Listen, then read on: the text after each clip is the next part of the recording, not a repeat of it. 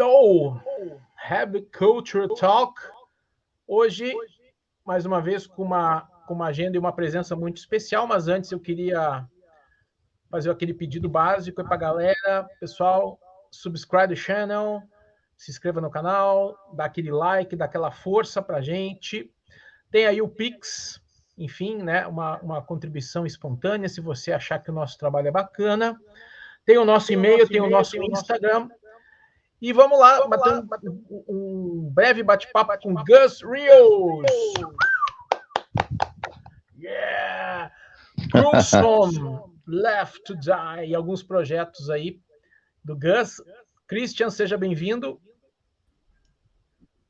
Nos ouve, Christian? Câmbio, som. Então vamos lá, eu quero perguntar para o Gus como é que está o Gruesome. Né? Depois a gente entra no Left to Die, explica o que é o Left to Die, enfim. Mas o Gruesome é uma banda de death metal aí, old school aí, muito legal e que tem aí tido uma repercussão muito bacana.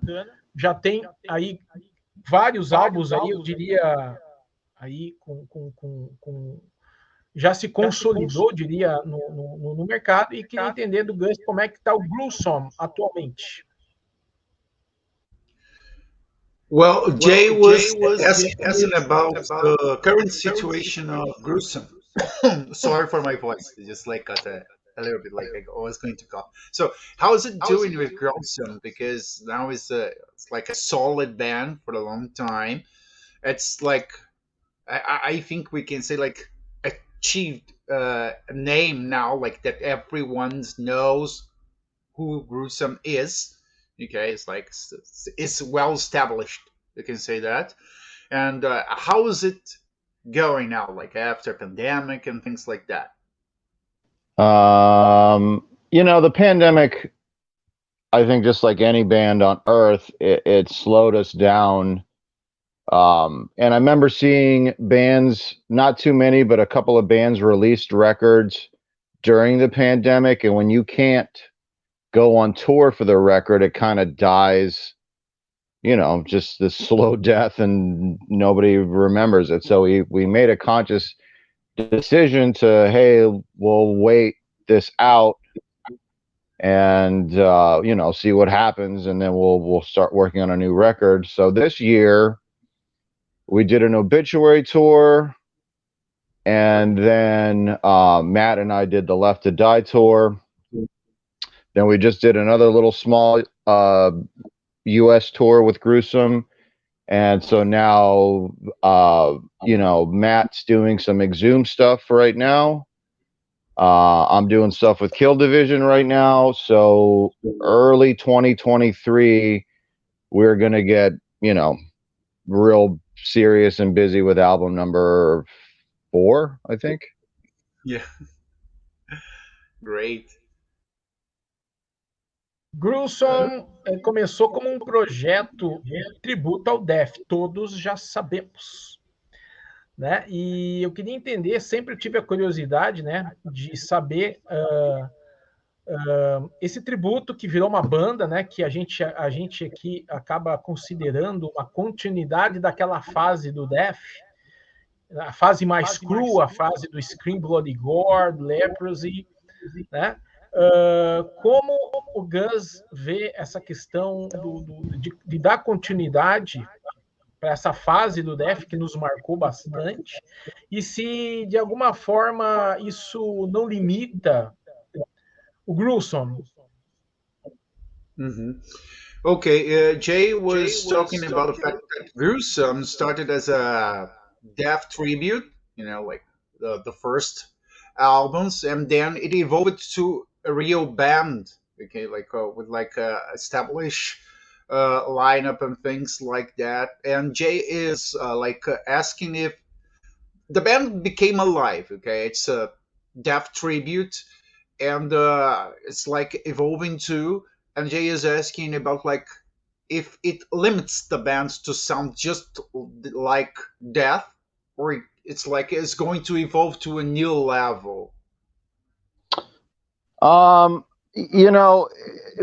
Because it was such a unique and kind of strange concept. We didn't really know what was going to come of it, if people were going to hate it, if people were going to love it. And I guess we've seen some of both, Yeah. you know. And but I think the band still remains, you know, a very much a death, you know, tribute band, and that's what people have come to expect from us. So we don't really have any so yeah, there's definite limitations. Sort of. I mean, we can sort of, you know, like for instance, our next record is supposed to be kind of like the Human album. Yeah. And It is a lot. you know, it's not going to sound exactly like Human because number one, I'm not as good of a drummer as Sean Reiner was. You know, it's going to sound kind of like, I think at this point, I think it's kind of fair to say it'll sound like Gruesome interpreting Human. So it'll still sound obviously very, very, very, very much like Death. But I think people have come to, you know, Matt's voice has become Matt's voice. You know, Dan's solos are like Dan's solos. And I hope I have some kind of my own thing going on as a drummer. So, you know, obviously with the next album, we're going to click up a few notches on the progressive side and make things more technical. But we've already had conversations where, you know, I personally don't want to leave 100% of the brutality side, kind of like Death did. I always want to have a little bit of that early vibe there. So if we can sort of take what Chuck did and reinterpret it through how Gruesome sees things, you know, I think that's kind of where we're trying to live now as a band. Yeah, and let me add something. It's like I think it's important for Gruesome. You know, it's the fact that Gruesome is a tribute band, but with its own identity. It's not like a rip-off band. You know, like most of the bands when try to sound like another band, they become like rip-offs. It's not a tribute because they don't have the same feeling. They don't feel the same things, and sometimes they don't even have the same influences as the band that they are trying to make a tribute. So they sound equal, but you know the emotion there is not the same emotion. It's like a ripoff, and in Gruesome it doesn't exist. Like it's a tribute with their own identity. You know. You know, I think the most important thing that you mentioned there is the emotional connection.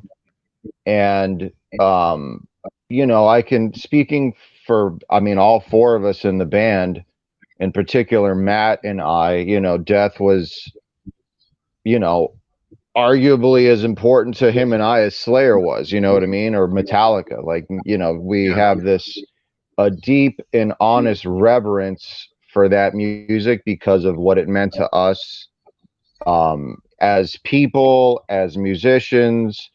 And, you know, I personally, you know, feel very grateful for that music because it's allowed me to travel the world and meet so many people. And, you know, I have a real deep emotional connection to this music. So I think when we write music, you know, number one, obviously there's this fun component to it also because, you know, it's sort of fun. It's like, hey, we're kind of like in Death, you know, like what would, you know, like what would Chuck have done? Like now we're doing Human, right? So now it's like we're in that mindset of like, man, what would Chuck have done in 1990 and 1991, you know? And for me, there's, you know, there's a heaviness to me with this album because Sean Reiner was my best friend for like 25 years. And he was my drum instructor and he was my mentor, but we were like, you know, really, really close friends for a long time. So, you know, and he passed away in 2020. And I remember at the time, it was incredibly difficult for me. And there was just no way mentally that I could go there. You know what I mean? I mean, there was a time where I didn't even want to play drums anymore because it affected me so severely.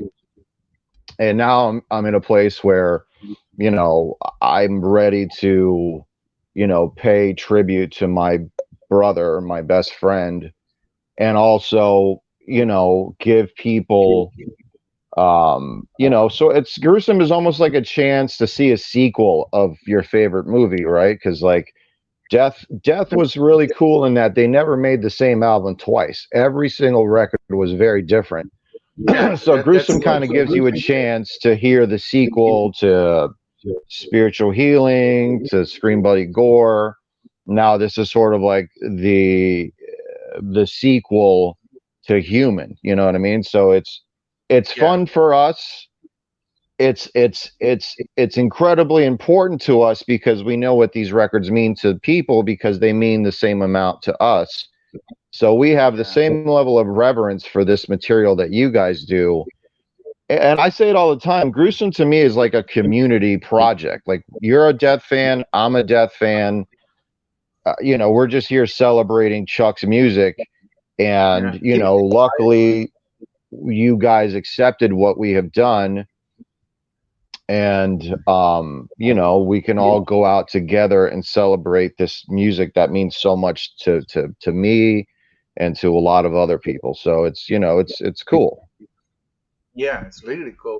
And I think like the definition you said about the band like being a sequel for the albums is the best definition ever because as you said, we Death doesn't have any album that sounds the same, you know. It's like always evolving to a different level, always evolving to a different style inside death metal.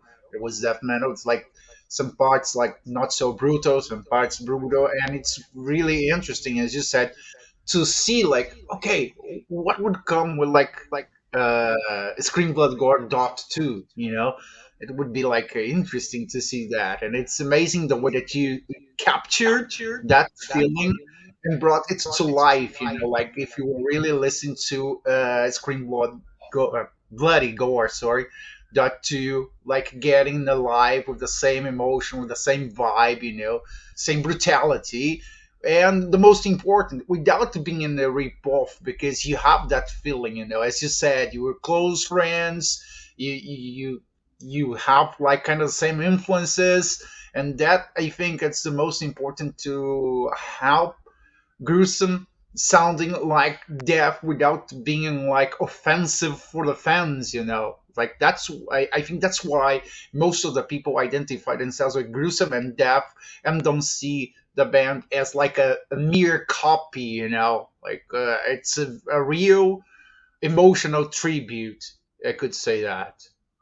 Well, I think we've been very clear in our messaging that, you know, I think like if we were a band that was like, yeah, we're not really trying to sound like Death, people would be like, what the fuck are you talking about? You sound exactly like Death. But, you know, we got Ed Repka to do the cover. The logo looks the same. I mean, believe me, even down to the layout of the CD and vinyl, we try to make it, because for me, the emotional connection was I want to relive 1988 because I remember buying Leprosy. I remember the first time I heard Scream Bloody Gore. I remember the first time I heard Spiritual Healing. And I wanted that, you know, and a lot of that was looking at the album and reading the lyrics and, you know, where it was recorded. And because both Dan and I come from the recording background, we knew how to make the albums sound like they were recorded in 1988 and 1989 and etc. You know what I mean? Like our records don't have any computer editing. It's a real guitar amp. There's no cutting and pasting. It's like record made in the old style. And that was very important to us. And I think at this point, I mean, every time we play live, Matt says at some point in the night, like, hey guys, in case you're not aware, we're still a death tribute band. We write our own songs, we put out our own albums, but at the end of the day, we're death fans just like you, and we're just here celebrating this shit together. You know what I mean? Like it's a community situation we're in, and you know, let's just have a good time. You know what I mean? Like people that get so bent up, and first off, like people that say, "Oh, Gruesome's cashing in," like, dude, I come home from tour and still have to go right back to work. Like, I'm not getting rich. It's death metal, first off.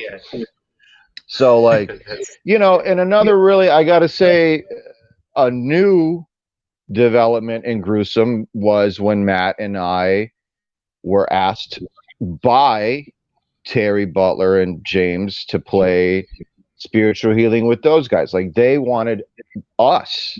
Like, you know, when I, you know, and I've known those guys for years at this point, but they find, you know, when the guys in the actual band see the sincerity in what we do and they want us to play with them, I mean, that's, you know what I mean? Like, that's pinched my skin. Like, am I dreaming? Is this really happening? So I think that also, you know, sort of validates what we're doing, you know, when the actual former members are like, yeah, what you guys are doing is cool. Yeah, and I have a question about this. Like, how is the feeling to be playing with these guys? You know, because they are like very important in your career too. You know, like your identity as a musician. I mean, I'll tell you this: the first night, both times, like when I did the spiritual healing thing, you know, I started to kind of cry. And plus, you got to remember, all of this is after a pandemic, right? So, like, I went from no music, no nothing, to all of a sudden I'm playing with James Murphy and Terry Butler. Like, what?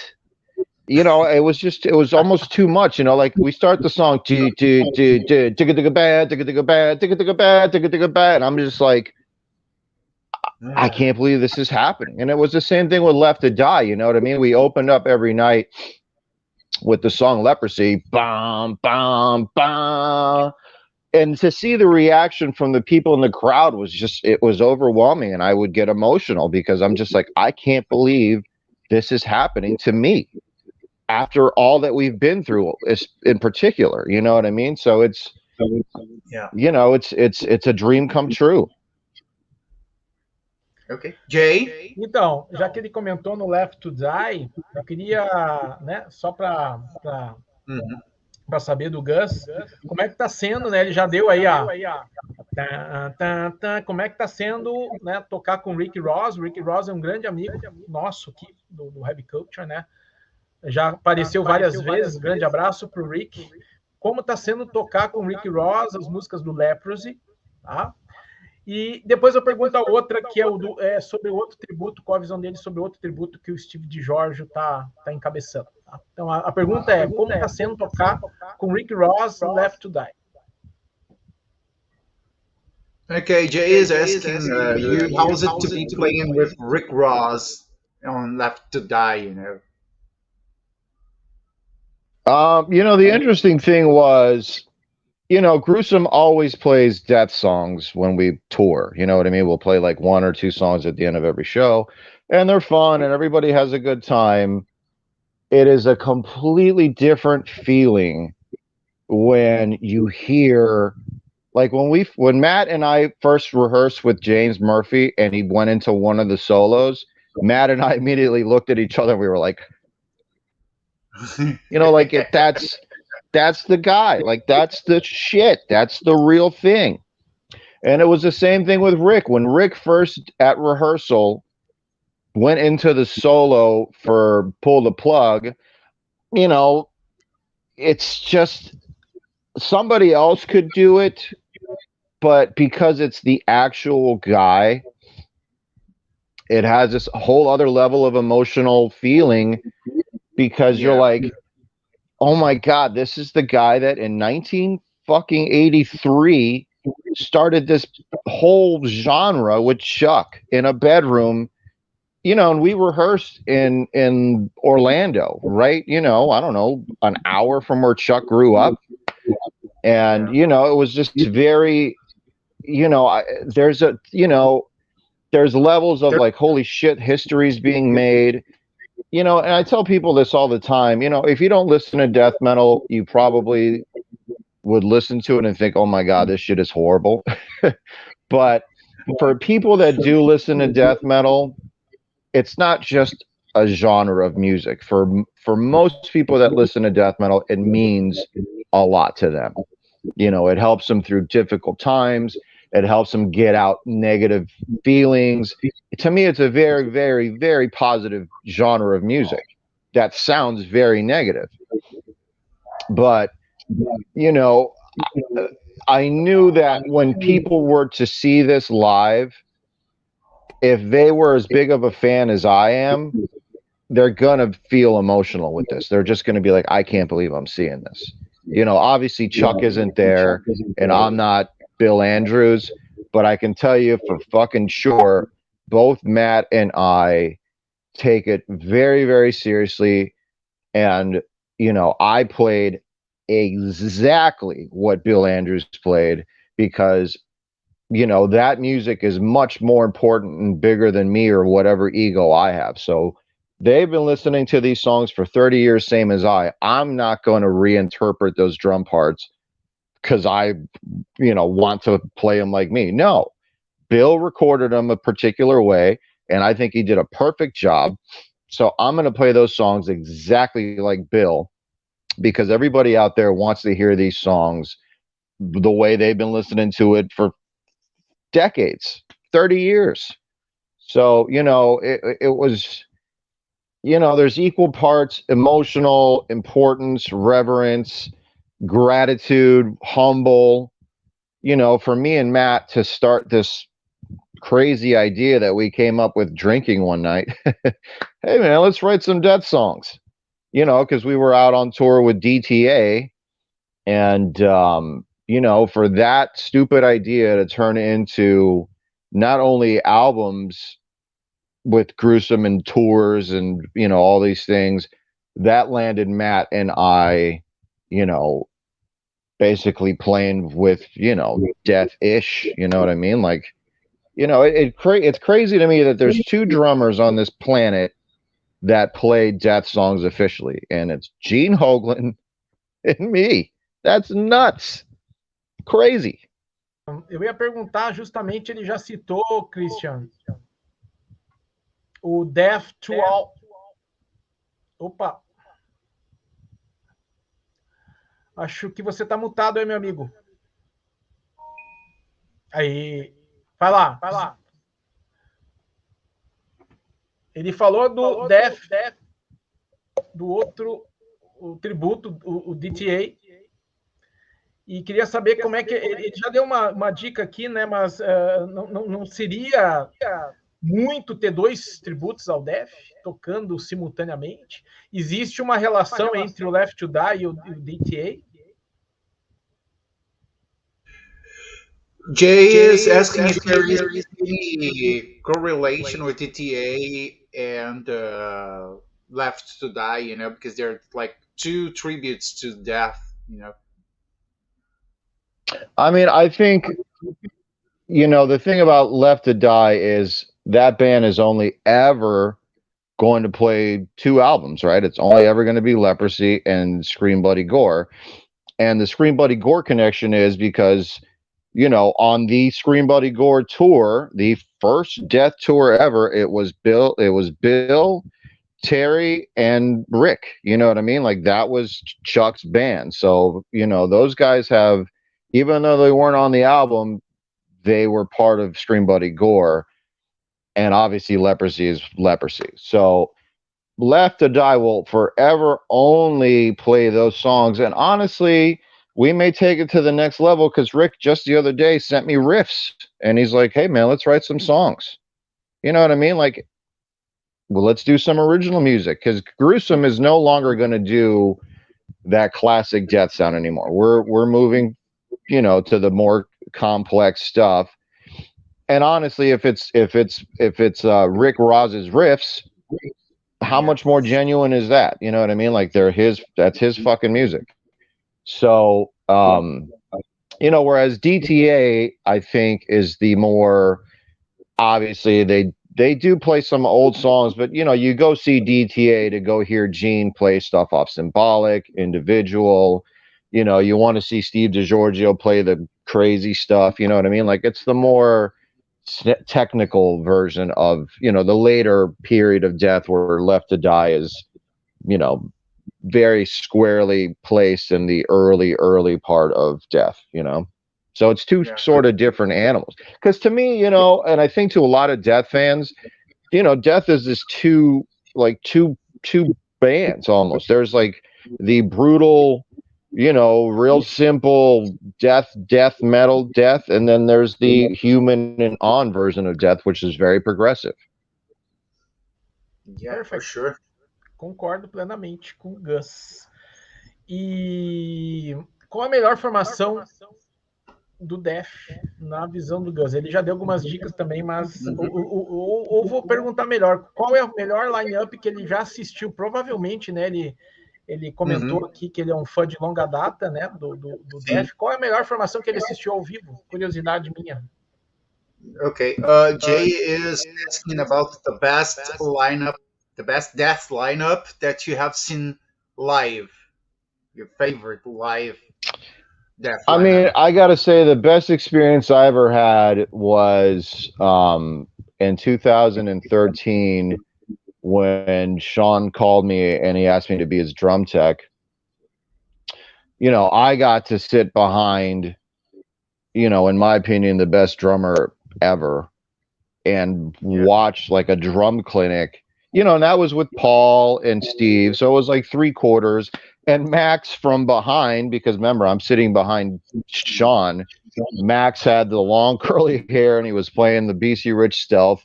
So in my mind, I'm like, I'm fucking watching Death from behind the seat of the drummer, watching him play all of this stuff.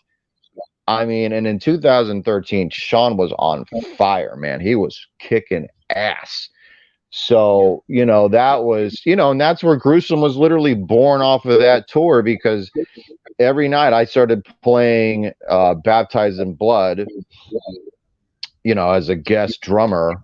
And that was how Gruesome started, because Exhumed did some shows with us and Matt and I were just drinking and he was like, man, you killed it on Baptized in Blood. I'm like, I love old Death. And, funny enough, the idea was to get Rick Ross and Terry Butler to do a leprosy version of DTA, which is just so funny because that's what Left to Die ended up becoming. Was the original actual idea for Gruesome was Left to Die. So that's, you couldn't write this shit in a movie. Like, it's crazy that this is the way it worked out. Well, Jay? Agora uma pergunta particular, né? A gente que acompanhou, né? A gente é da mesma geração do Gus aí, pelo que eu percebi. Né? Na época que o Chuck estava lançando os discos do Death, né? O que chegava muito para nós via mídia, que o Chuck era um cara muito exigente, que era chato, né? E hoje a gente vê aí, né? Passado tanto tempo, né? A grandiosidade das obras que ele deixou, né? E qual é a visão dele, né? Uma visão do Chuck em relação o que ficou realmente o perfeccionismo. Ser chato é ser perfeccionista? Isso faz parte? Deve fazer parte de uma banda? Okay, Jay is talking about curiosity here, because in Brazil we have lots of information. Sometimes we can say that the information was pretty sure because most of the guys sometimes invented stories just to write in a magazine. And it's like we had an idea of Chuck Schuldiner as a demanding boss, a perfectionist guy, and someone that was like a pain in the ass to play with because he was so fucking demanding and perfectionist. And then when we talked to Rick, when we had the opportunity to talk to James too, it's completely the opposite. He was like a very nice guy. He was kind of demanding with himself. He was perfectionist to himself. And he was not like very difficult to deal with as like most of the people painting, And what is your opinion about it and your impression of Chuck, you know, because it was like in the beginning of the 80s, and then it was like no internet, you know, like everyone wrote what they wanted to write to sell magazines and things like that. And unfortunately, I think he would never have the chance to talk about it and describe his personal profile as a musician, which is a real pity, you know. I mean, I think the first thing to state is being in a band is incredibly difficult. You know what I mean? Like any band. Yeah, I know. I And, know. you know, there was a lot of lineup changes in Death. And I think part of that was, remember, these dudes at this time were all in their 20s. Yeah. Everyone's an asshole in their 20s. And death metal was just like getting big. And, you know what I mean? People, you know, alcohol, drug, whatever issues people may have had. You know, I think now, right, when you talk to James, and I'm very privileged and grateful that I'm friends with so many former Death members. Man, you know, they're all very, it's just like me with the time I was in Malevolent Creation, right? Like when I left the band, it was kind of shitty and fucked up or whatever, but now time has gone by and I look back at my time in Malevolent Creation as, man, I'm very grateful. I got to do a lot of things. I have no ill will towards Phil or anybody else that's in the band or whatever.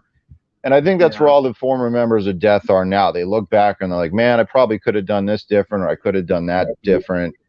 And, you know, Chuck was a demanding guy, but because he was, like you said, he was very demanding of himself. And I think when you're that kind of person, you expect everybody else to be at your same level of, you know, professionalism and drive and ambition and all that, which is one of the difficulties of being in a band. When you're the main guy in a band, it's so fucking hard to get 3 or 4 other people to move in the same direction at the same speed as you. So, you know, and I think, you know, like I said, everybody now that I talk to, Rick and Terry, you know, they all look back at their time in Death with a lot of, you know, gratitude and humility and you know, and they're just gracious about it. They're like, you know, Chuck gave us a great opportunity. He wrote great songs, and here we are all these years later, thanks to Chuck, still having a career in music. You know, so they all feel like they owe a lot to Chuck, and I think, you know, if you play in a band with 2 bass drums and your guitar's pointy and you tune that shit low and you go, bro, you owe Chuck, thank you. You know, and I think that's the overall feeling of everybody. Yeah, one thing that you mentioned that is important that most people didn't realize is like in the beginning of death metal, it was difficult to have like a professional band because, as you said, most of you, like I am about the same age, we were kids learning to play, learning to deal with the difficulties of each other. You know, a band is like kind of a marriage. Sometimes it works well, sometimes it doesn't work well. You know, like being friends is nice, but living together the whole fucking time sometimes not so nice. And And that's like being in a band is 100% like being married to 4 or 3 other people.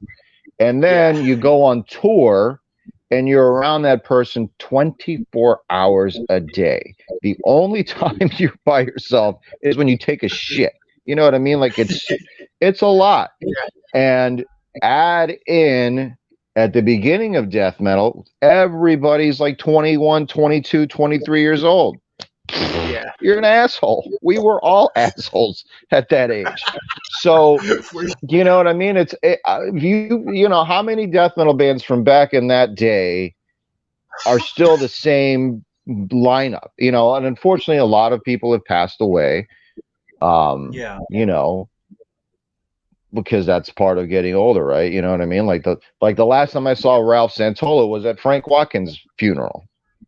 You know, and then we lost Chuck, we lost Sean, you know, Shan, you know, you know, we've lost some people along the way, and we lost Brett Hoffman, So, you know, being young, and not only that, you're young, and the music is like kind of, you know, if you're old enough, you remember like 1990, 91, death metal like blew up, and everybody's going on tour, and you're like 22 years old, and you're like, wait a minute, I'm going to Europe for like 8 weeks. Woohoo! You know, so you know, you know, it's a lot. Left to Die, Gruesome, planos para o Brasil. Se ele tem planos para o Brasil, né? Que seria muito bom, talvez, juntar as duas bandas, né? Sim. E o que ele conhece do Brasil, se ele acompanha aí, tirando os medalhões de sempre, enfim. Sim. Jay is asking if we have any chance to see Left to Die or Gruesome playing in Brazil, you know, like now that we don't have pandemic anymore, now today the bands have a solid name, solid lineups, you know. Like, is there any chance to see the bands playing around here in Brazil? Hope so.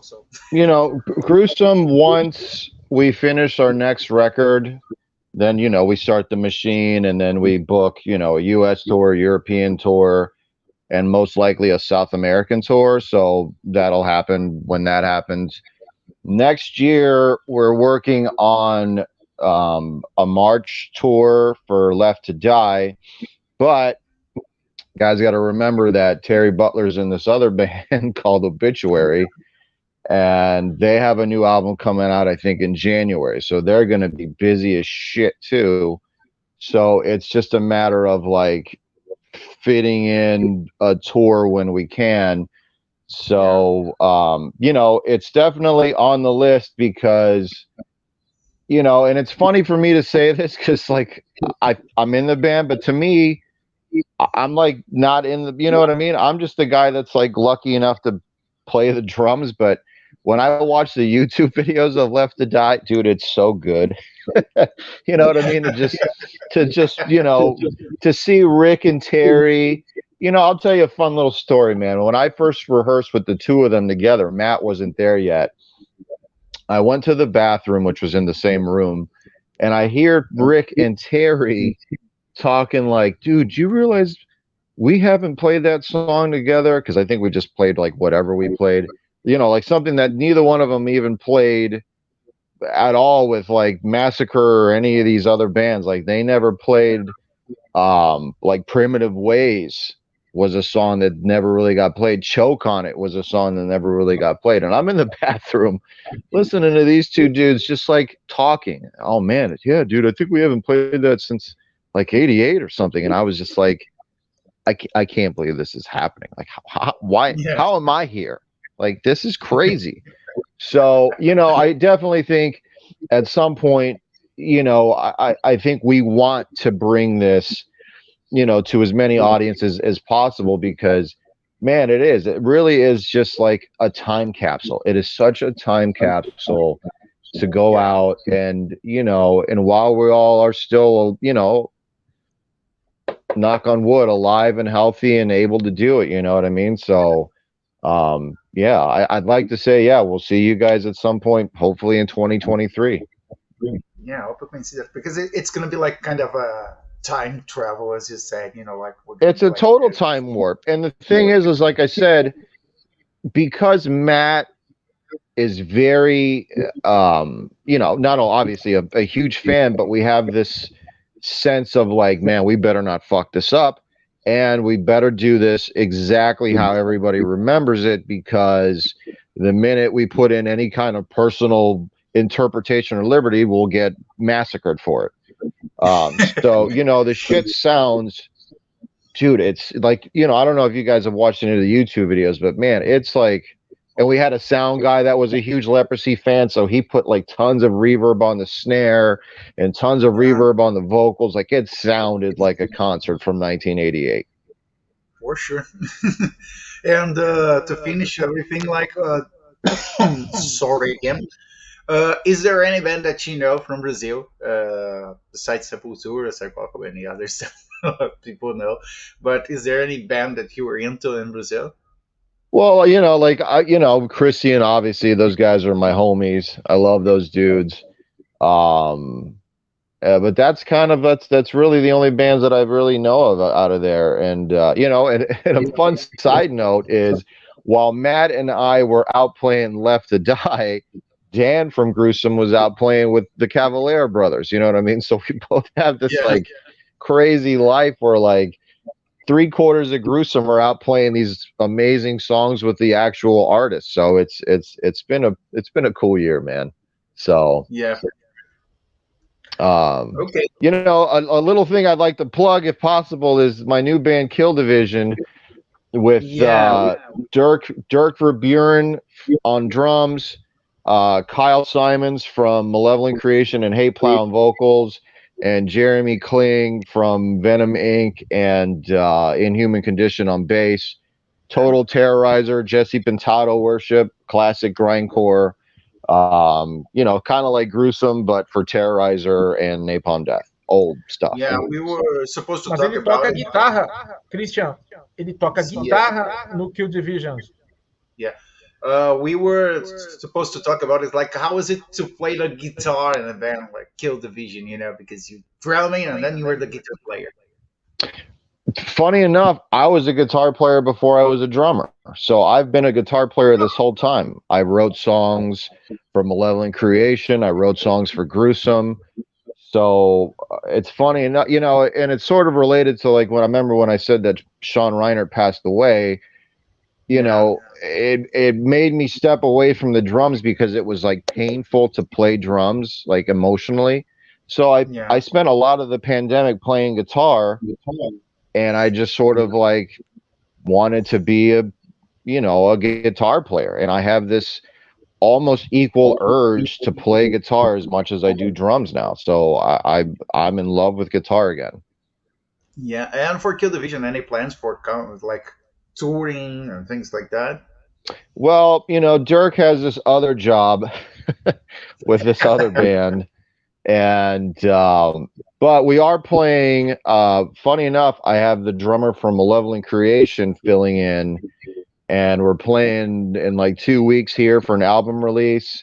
So if that goes well and that guy's available, then yeah, we want to, you know, I want to play as much as I can. So playing guitar is a lot of fun. On the last Gruesome tour, Dan was out with the Cavalier brothers, and so Sebastian Phillips from Exhumed was the fill-in guitar player, and he's a killer drummer.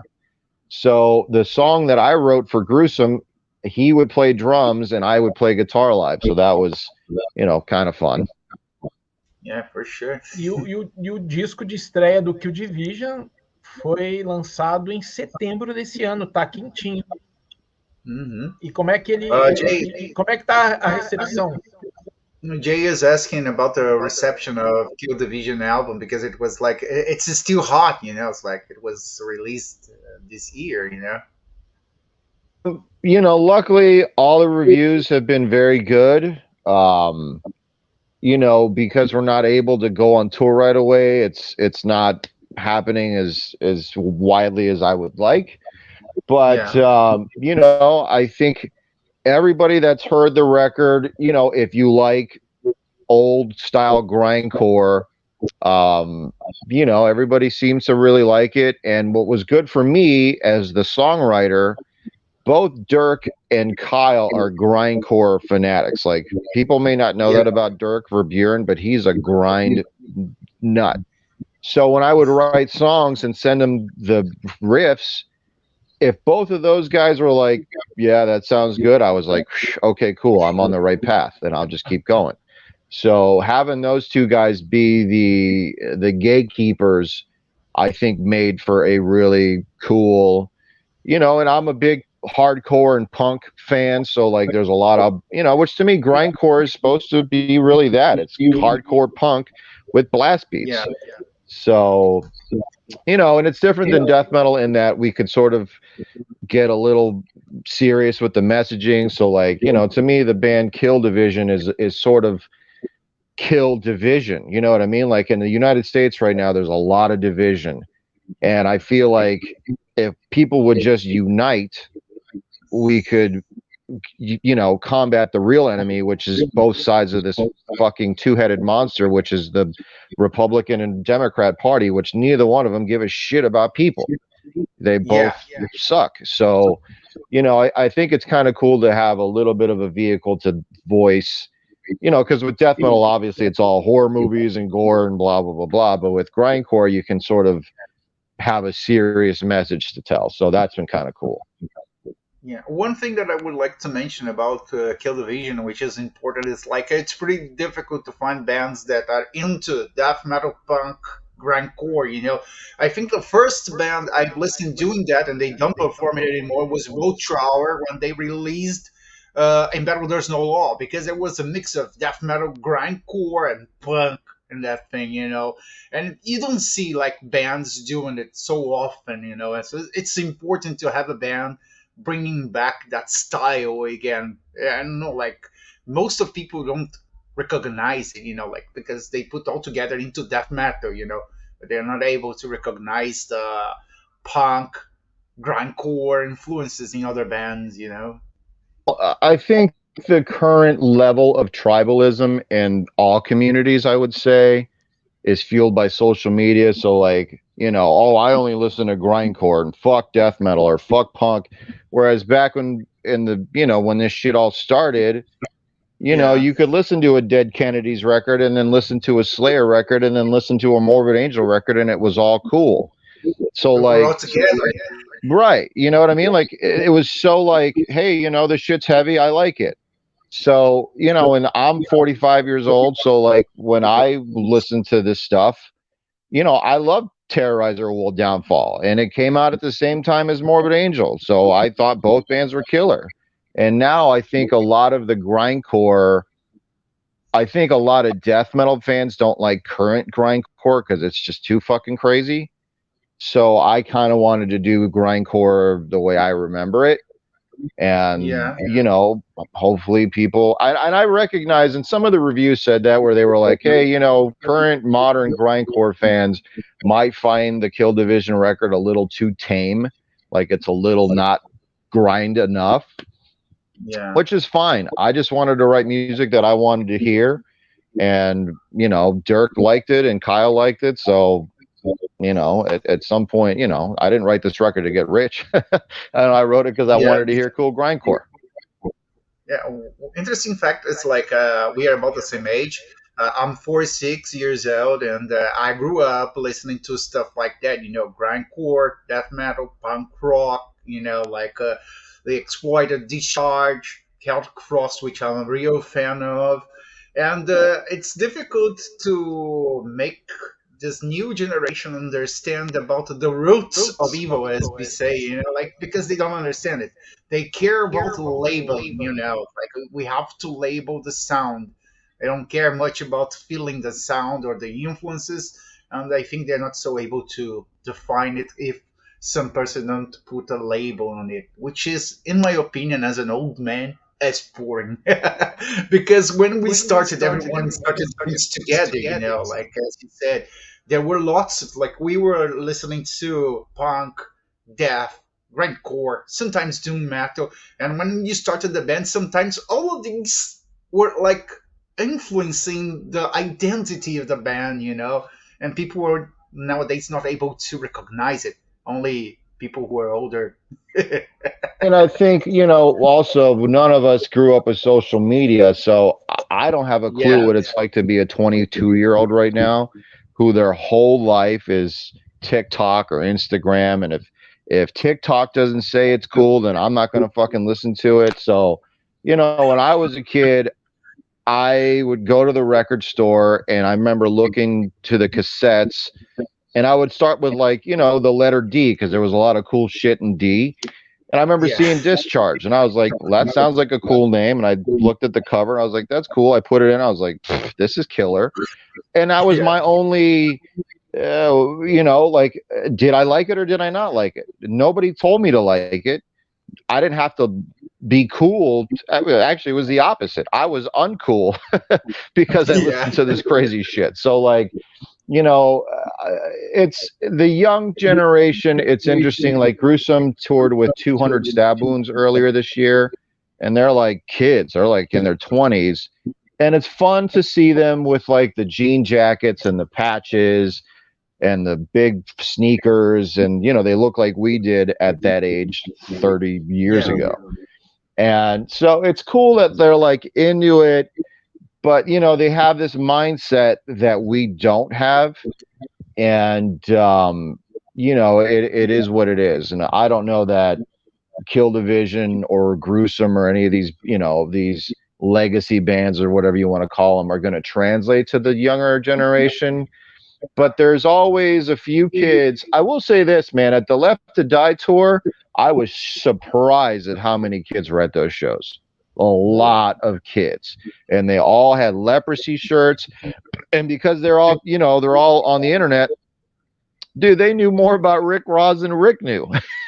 Rick was like, I did what? I forgot. You know what I mean? So it's, you know, it's cool.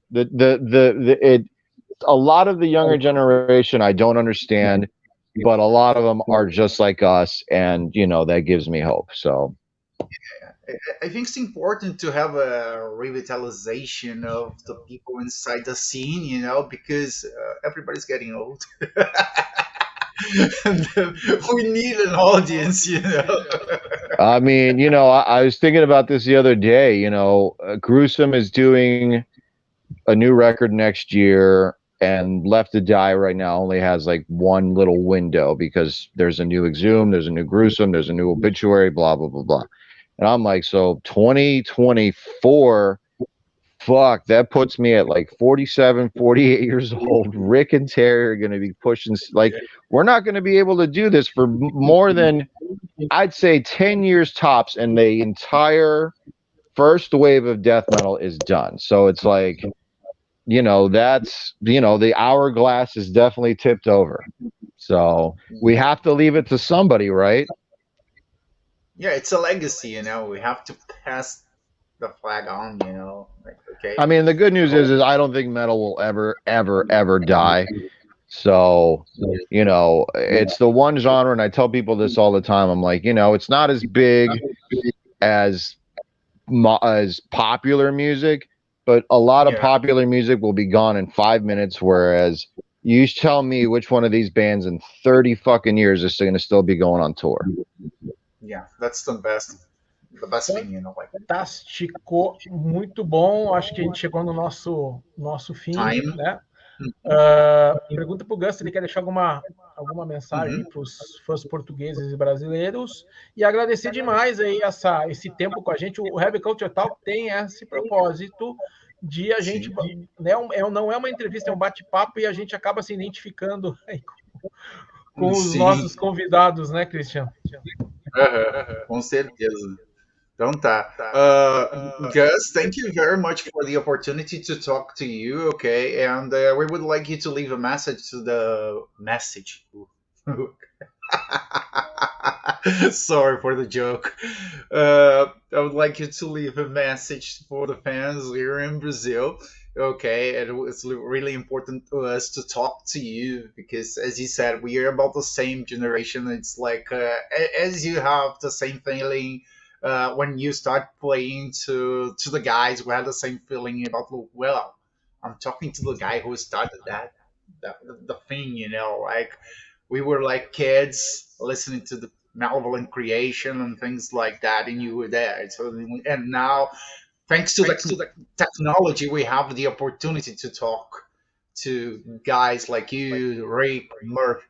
And it was like interesting because most of the people don't have idea of writing the letter and waiting months for a response. Yeah, no, it's, you know, technology is definitely our friend in a lot of ways. And, you know, and I will say, like, especially during the pandemic, man, we all stayed communicated like this. You know what I mean? I was doing a live stream on the Sick Drummer magazine channel, and it kept me from going crazy. So technology is our friend. But yeah, I actually have to run too because I have another interview at 1:30. So you know, I'd like to say thanks to Heavy Culture for chatting with me. Thanks to you guys for you know, you guys are, and I say this all the time, and I fucking mean this, man. You guys are just as important as the guys in the band, because without you guys, we don't have we have nowhere to talk or play music to. So I say this all the time. The fans are absolutely equally as important as the guys in the band, because this is a small community. It's a global community, but it's a small one, and we all have to stick together and work together to make it happen. So thank you guys, man. You're welcome. And send our regards to Rick and James, okay?